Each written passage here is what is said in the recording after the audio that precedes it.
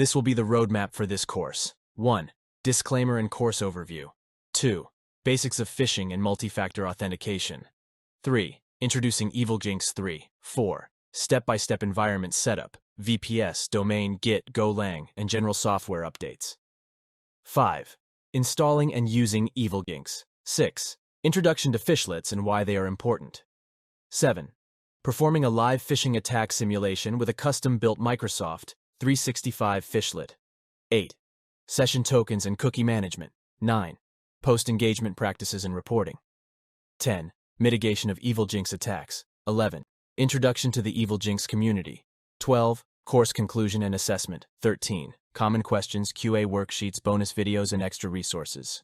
Now let's get started. User data during interaction, while providing a deceptive but seemingly authentic user experience.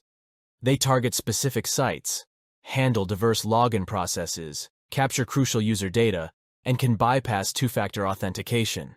In this course, I will not be explaining how to create phishlets from scratch, as that which could warrant an entire course in and of itself.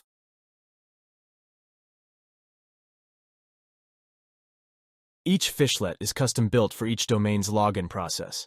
They capture user data and can bypass two-factor authentication by capturing usernames, passwords, IP addresses, and most importantly, session cookies.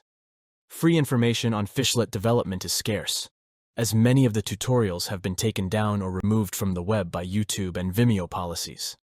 Also, phishlets for popular sites/apps are often sold privately rather than published online, making them hard to find. For purchasing this course, I will be providing you with new custom phishlets to play around with.